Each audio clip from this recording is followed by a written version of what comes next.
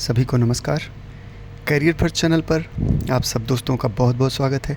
Dictation लिखने के लिए तैयार रहें। शानदार मैटर है, ध्यानपूर्वक लिखें। Yes, ready, start. किसी राष्ट्र की प्रगति का आधार शिक्षा होती है। शिक्षा का उद्देश्य ज्ञान अर्जित करना और रोजगार तक सीमित नहीं है। भारत जैसे देश में जहां शिक्षा सदियों से विद्यार्थियों को निःशुल्क प्रदान की जाती रही हो, वहां महंगे होते निजी विद्यालय अब पूरी तरह से मुनाफे का व्यवसाय बन चुके हैं। ऐसे में सरकारी शिक्षा व्यवस्था पर सवालिया निशान लगता है। निजी विद्यालय अभिभावकों से भारी भरकम शुल्क वसूलते हैं। बच्चों के भविष्य को देखते हुए कई अभिभावक यह राशि देने के लिए बाध्य होते हैं। एक तरह से देखा जाए तो इन विद्यालयों से शैक्षिक असमानता बढ़ी है। ज़्यादा शुल्क तो अपनी जगह है, मगर इससे दो वर्ग तैयार हो रहे हैं। सरकारी विद्यालयों की उपेक्षा किसी से छिपी नहीं है। देश की अधिकांश जनसंख्या गांवों में निवास करती है, जो आए दिन आर्थिक तंगी से जूझती रहती है। ऐसे में महंगी होती शिक्षा सभी के लिए सहज उपलब्ध नहीं है।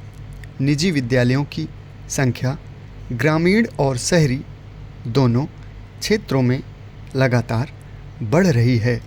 यहाँ पर छात्रों को गुणवत्तापूर्ण शिक्षा, बौद्धिक विकास और अतिरिक्त कौशल के नाम पर प्राथमिक स्तर से ही अभिभावकों से मोटी शुल्क वसूली जाती है।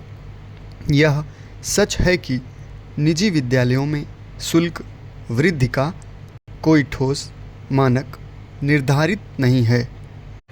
अतिरिक्त गतिविधियों के नाम पर और स्कूलों में विकास कार्यों के लिए भी विद्यार्थियों से ही वसूली होती है। हर वर्ष फीस में बढ़ोतरी की जाती है। इसका बोझ अभिभावकों पर पड़ता है। उन पर बच्चों की कोचिंग और ट्यूशन के शुल्क का दबाव भी रहता है। इससे उन पर दोहरी मार पड़ती है। ऐसे में निजी स्कूलों का बढ़ता शुल्क ही केवल चिंता का विषय नहीं है, बल्कि शैक्षणिक असमानता भी दबे पांव बढ़ रही है। निजी स्कूलों में तर्कसंगत शुल्क के लिए सरकार को गंभीरता से हस्तक्षेप करना चाहिए। शिक्षा मौलिक अधिकार होने के बावजूद यह इतनी महंगी होती जा रही है कि आने वाले दिनों में सामान्य परिवार का बच्चा शिक्षा से वंचित रह सकता है। निजी विद्यालयों में शुल्क बढ़ने का मूल कारण सरकारी स्कूलों में गुणवत्तापूर्ण शिक्षा की कमी, जनसंख्या के अनुपात में विद्यालयों का न होना और आधुनिक संसाधनों का अभाव है। वहीं सरकारी विद्यालयों में बच्चों में अतिरिक्त कौशल विकसित करने का उचित प्रबंध नहीं है। दूसरी ओर अध्यापकों पर अतिरिक्त सरकारी कार्यों का दायित्व सौंपने से पठन पाठन में बाधाएं उत्पन्न होती हैं। शिक्षा से ही बच्चों का भविष्य बनता है, राष्ट्र की उन्नति होती है। इसलिए हर अभिभावक चाहते हैं कि उनका बच्चा बेहतर से बेहतर स्कूलों में कौशलयुक्त शिक्षा ग्रहण करे। नई शिक्षा नीति लागू होने से सरकारी विद्यालयों में बदलाव की उम्मीद थी, लेकिन ऐसा पूर्ण रूप से होता दिख नहीं रहा है। मौजूदा समय में देश में 14.71 लाख से अधिक सरकारी विद्यालय हैं।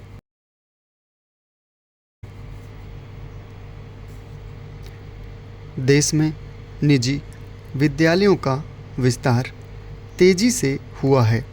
इसका प्रभाव सरकारी स्कूलों और समाज में दिख रहा है।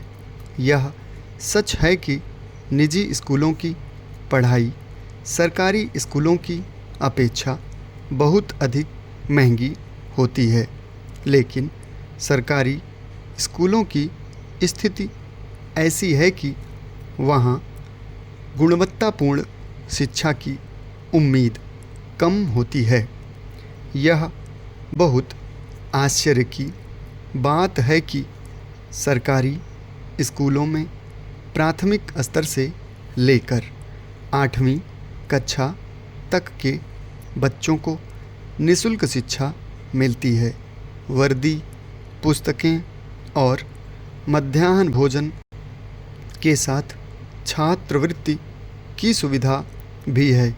फिर भी अभिभावक वहाँ बच्चों को पढ़ाना नहीं चाहते हैं। देश में सरकारी और निजी विद्यालयों के पाठ्यक्रम में अंतर भी एक बड़ी वजह है, जिस कारण निजी विद्यालयों में अभिभावक बच्चों को पढ़ाना चाहते हैं। सरकारी विद्यालयों में दाखिला लेने वालों की संख्या हर वर्ष कम होती जा रही है, जबकि निजी विद्यालयों में प्रवेश के लिए कतारें लगी रहती हैं। आखिर सरकारी विद्यालयों में घटते दाखिले को लेकर सरकार गंभीरता क्यों नहीं दिखाती? निजी विद्यालय अंग्रेजी माध्यम के कारण अधिक लोकप्रिय हैं, जबकि सरकारी विद्यालयों में शिक्षा का माध्यम मातृभाषा है। सरकारी विद्यालयों में प्राथमिक स्तर से द्विभाषी शिक्षा नीति को अपनाकर उन्हें सशक्त बनाया जा सकता है। निजी विद्यालयों के शुल्क को लेकर राज्य सरकारों ने अपने स्तर पर कानून बनाए हैं। जिन राज्यों ने अपने कानून नहीं बनाए हैं, वे भी उचित कदम उठा रहे हैं। कानूनी प्रावधान होने के बावजूद निजी विद्यालयों में भारी भरकम शुल्क होना इस बात का संकेत है कि शुल्क में बढ़ोतरी मनमाने ढंग से होती है। इसमें कोई दो राय नहीं कि शुल्क को लेकर कठोर नियम बनाने की आवश्यकता है, जिससे शिक्षा की गुणवत्ता बनी रहे और अभिभावकों पर आर्थिक बोझ भी न पड़े। राज्य सरकारों को एक स्वतंत्र शुल्क नियामक तंत्र का गठन करना चाहिए, जो विद्यालयों में शुल्क की समीक्षा के उपरांत ही वृद्धि की अनुमति प्रदान करे। विद्यालयों में शुल्क वृद्धि के कारणों के बारे में अभिभावकों को स्पष्ट रूप से बताने के लिए बाध्य किया जाना चाहिए। योगदान और विकास शुल्क के नाम पर ली जाने वाली फीस की अधिकतम सीमा सरकार को निर्धारित करनी चाहिए। यदि समय रहते शुल्क वृद्धि को नियंत्रित नहीं किया जाता है, तो देश में शैक्षिक असमानता और बौद्धिकहीनता का प्रभाव बढ़ेगा, जिसका दूरगामी प्रभाव पड़ेगा। किसी राष्ट्र की बौद्धिक पूंजी का निर्माण गुणवत्तापूर्ण शिक्षा से संभव है।